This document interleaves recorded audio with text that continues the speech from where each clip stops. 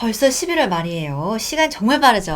11월 말에는 아주 큰 할인 행사가 있는데요. 바로 블랙 프라이데이. 미국에서는 추수감사절을 전후로 대규모 할인 행사를 진행해 왔는데요. 이때 기업들은 연차가 바뀌기 전에 구식 재고들을 털어낼 수 있고, 개인들은 같은 물건을 더 싸게 구매할 수 있는 기회를 잡을 수가 있는데요. 이걸 블랙 프라이데이라고 하죠. 블랙 프라이데이라는 이름의 유래 굉장히 다양한데요. 그 중에서 오늘 할 얘기에 적합한 한 가지를 말씀을 드리면, 기업이 손해보는 것을 적자라고 하고 이익을 보는 것을 흑자라고 하죠. 장부에 기장을 할 때 손실이 나면 붉은색으로 표시를 해서 적자, 이익이 나면 검정색으로 표시해서 흑자인데요. 1년 내내 적자를 보던 기업이더라도 추수감사절이 있는 금요일을 지나면서 사람들이 쇼핑을 하러 막 몰려들기 때문에 비로소 흑자가 난다고 해서 이날을 블랙 프라이데이라고 부르게 됐다는 한 가지 썰이 있습니다. 그럼 오늘은 아버지와 함께 이 블랙 프라이데이에 대해서 함께 얘기 나눠보는 시간 가져보도록 할게요.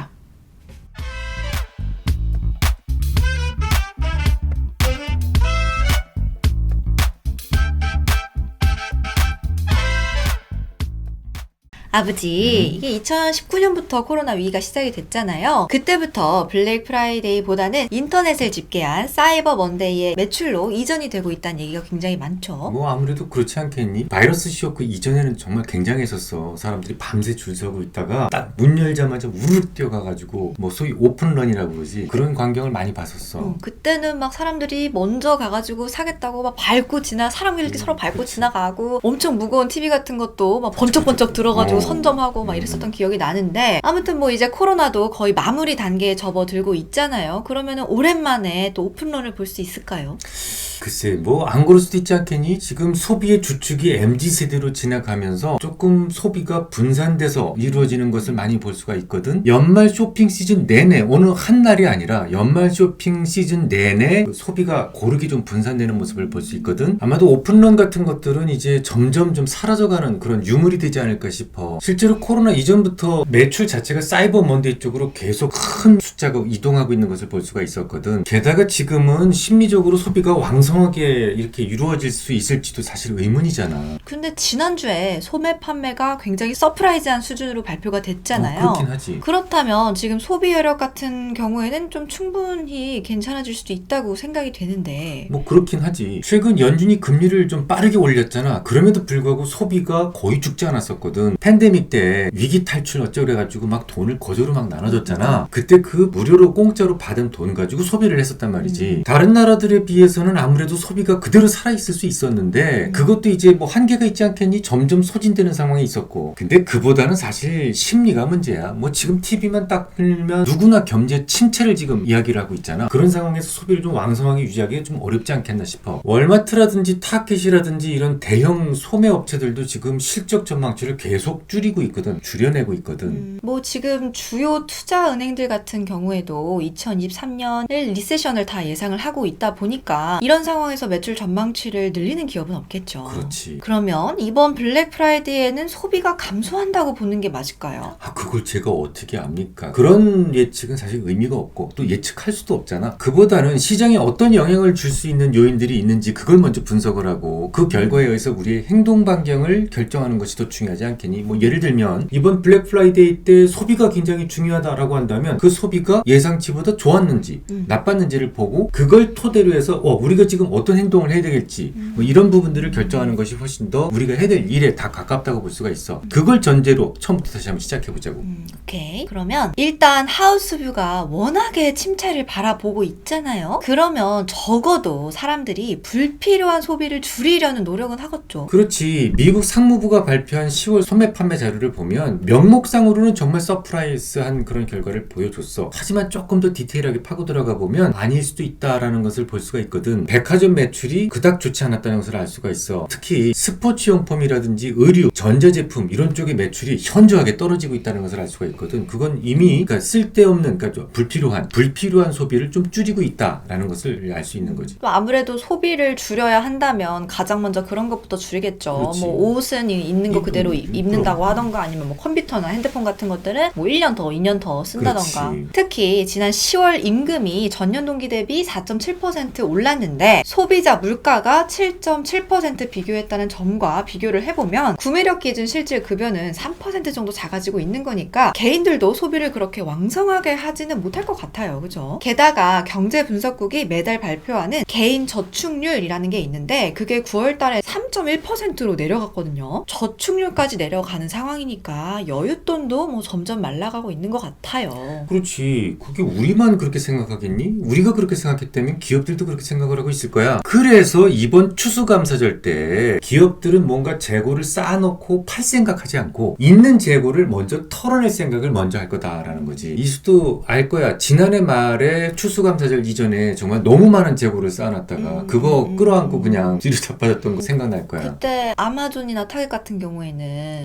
있는 재고가 너무 많아가지고 그 재고를 보관할 창고가 부족했다고 그랬죠. 그래가지고 막 특별 패밀리 세일 같은 것도 막 해주고 막 그랬었잖아요. 그래, 너 말 잘했어. 정말 재고를 털어내려면 어쨌든 가격을 낮춰야 팔릴 거 아니겠니? 그치. 그래야 매수하고 싶은 욕구를 이끌어낼 수가 있으니까. 그 기업들이 싸게 판다는 거 아니야? 기업들이 싸게 판다, 물가가 떨어질 수 있다. 이렇게 생각할 수도 있는 거야. 그럼 물가가 좀 떨어질 수 있다는 거는 또 굉장히 반가운 소식일 수도 있을 것 같기는 한데 기업들이 할인 행사를 크게 한다면 뭐 소비를 하는 우리 입장에서야 굉장히 반가운 소식이 되겠죠. 그런데 기업들의 입장에서 본다면 사실 블랙 프라이데이가 아니라 블러드 프라이데이가 될 수 있지도 않을까요? 손해볼 수도 있다. 네, 왜냐면은 이익이 그만큼 많이 줄어들 수도 있으니까 뭐 물가가 낮아져서 좋긴 하지만 기업들의 실적도 동시에 낮아질 수도 있으니까 이거는 악재와 호재가 또 상충하는 느낌인 것 같은데 만약에 진짜로 시장에서 이런 일이 벌어진다고 한다면 어떤 게 둘 중에도 어떤 게 더 시장에 크게 영향력을 미칠 수 있을까요? 케바케지 뭐. 그때마다 조금씩 다를 수가 있는데 얼마만큼 시장이 어떤 재료를 더 인지하고 있느냐에 따라 달라. 대다수의 하우스비가 지금 침체를 예상하고 있잖아. 그러니까 뭐 예를 들어서 기업 이윤이 좀 떨어진다고 해서 그것 때문에 크게 반응하진 않을 것 같아. 하지만 물가와 관련돼서는 사람들이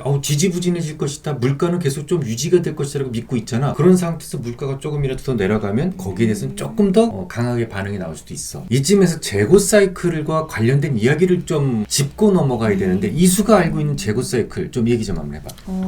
재고 사이클이라고 하면 일단 재고가 너무 많아지면 기업들은 재고를 일부 털어내려고 할 거고 근데 또 재고가 적정 수준 아래로 내려간다면 장부상에 문제가 생기기 때문에 다시 적정 수준으로 끌어올리려고 하는 뭐 그런 사이클이 작용을 하죠. 장부상의 문제 이야기를 했는데 그게 아빠가 라이프 리퀴데이션이라고 했었지. 그 부분 충분히 이해했어? 왜 표정이 왜 그래? 그거 진짜 이해하느라 진짜 죽는 줄 알았는데 그거 설명하라고 할 거잖아. 해봐봐. 자, 그러면 잘하나 봐야 기억을 좀 더듬더듬 해가지고 자, 먼저 미국은 아직도 회계적 기장을 라이포 방식으로 해요. 좋아, 시작 좋았어. 네, 그게 라이포가 뭐냐면 last in, first out의 줄임말이거든요. 그러니까 가장 마지막에 입고된 재고를 가장 먼저 내보낸 것으로 장부에 쓴다는 말이거든요. 그러다 보면 장부상에는 수십 년 전에 아주 싼 원가의 재고가 그대로 남아있는 거예요. 왜냐면 최근에 들어온 걸 먼저 나가도록 쓰니까 재고가 최근 거부터 점점 팔려서 적정 수준 아래로 하락하게 되면 아주 옛날의 재고도 결국은 팔리게 되겠죠. 그럼 원가가 매우 싼 재고가 출하가 되는 것으로 기재가 되기 때문에 기업의 장부상 이익은 늘어나게 되겠죠. 그럼 좋은 거 아니야? 라고 하실 수 있는데 아니에요. 왜냐? 옛날부터 가지고 있던 재고의 원가가 싸든지 말든지 옛날부터 지금까지 물가는 계속해서 오르고 있었으니까 실질적으로는 좋을 게 하나도 없다는 거죠. 진짜 현금이 더 많이 들어온 것도 아니고 그냥 장부상의 이익일 뿐이잖아요. 그런데 그 이익에 맞춰서 세금을 더 많이 내야만 해요. 그게 포인트야. 당연히 그러면 기업 입장에서는 이 라이포 청산이 생기지 않도록 평소에도 각별히 신경을 써야겠죠. 맞아, 잘했어. 그래서 이런 말까지 있는 거야. 미국에는 전략에 실패한 CEO는 용서받을 수 있어도 재고 관리에 실패한 CEO는 용서받을 수 없다. 그게 라이포 청산 때문에 그래. 그러니까 뭐 아무튼 재고가 적정 수준 아래로 내려간다면 그거를 다시 적정 수준으로 쪼쪼쪼쪼 올릴 수밖에 없는 뭐 그런 사이클을. 그렇지. 자, 이수가 지금 재고를 늘린다고 그랬잖아. 근데 이 세상 회계 회계 원칙은 어떻게? 발생주의. 발생주의 회계 원칙에 의해서 기장을 하게 된다고. 그러니까 재고가 늘어나게 되면 그 재고가 팔리지 않았어도 팔린 이익은 것으로. 이익과 비용이 동시에 발생한 것으로 본다. 이게 발생주의 회계 원칙 아니야. 헷갈리면 이것만 기억하면 돼. 기업에서 재고를 늘린다. 그러면 안 팔렸어도 이익은 늘어난다. 기업에서 재고를 줄인다. 그거는 팔리고 안 팔리고를 떠나서 일단은 이익은 감소한다. 이렇게 보면 돼. 상식적인 이해랑 조금 상충이 있죠. 그렇지. 그러면 이제 요번 블랙 프라이데이에서는 뭘 봐야 될지 감이 오지? 기업의 재고와 소비를 봐야겠죠. 그렇지. 그럼 이제 정리를 해볼게요. 지금 기업들은 내년에 침체가 올 거란 생각을 거의 기정사실처럼 하고 있어요. 그죠? 특히 소매업체는 거의 90%가 넘어. 그래서 생산을 줄이고 보유 재고 일부를 털어내려고 하고 있죠. 이번 불프에서 시장의 예상대로 소비가 줄어든다면 기업들은 예상만큼의 재고를 털어내게 되고 시장은 아무 일도 일어나지 않습니다. 왜? 다 알고 있었던 재료기 때문에. 하지만 시장의 예상보다도 소비가 왕성하다면 꽤 재미있는 일이 일어나게 돼요. 기업들의 재고가 적정 재고 아래로 내려가게 되고 아까 말씀드렸던 라이포 청산을 피하기 위한 재고 확충 사이클로 인해서 증시는 중기적으로 바닥을 만들 수도 있으니까요. 여기서 중기적으로 바닥을 만든다는 말은 더 떨어지지 않고 올라갈 수 있는 기회가 올 수도 있다는 말이 되겠죠. 그러고 보니까 지난주에 컨퍼런스 보드를 비롯해서 몇몇 하우스들이 침체가 올해 말부터 시작해서 내년 초까지 아주 짧게 이어질 수 있다는 전망을 했으니까 아무래도 재고 사이클을 감안해서 그런 예상을 한 게 아닌가 싶어요. 재고 감축에서 재고 확충으로 가는 사이클 말이죠. 오늘은 코앞으로 다가온 블랙 프라이데이에 일어날 수 있는 변화들에 대해서 아빠와 함께 얘기를 나눠봤는데요. 복잡한 얘기는 뒤로 하고 한 줄로 요약하자면 이번 블랙 프라이데이에서는 기업의 재고를 주시하라. 맞죠? 우리 좀 길게 얘기했나? 좀 길게 얘기한 것 아, 같아요. 그래? 자, 그럼 오늘도 유익한 시간 되셨기를 바라고요. 계속해서 아버지와 저와 함께 유익한 이야기 나누고 싶으시다면 좋아요, 구독 누르시는 거 잊지 마시길 바랄게요. 그럼 안녕. 저 웃어주세요. 그래.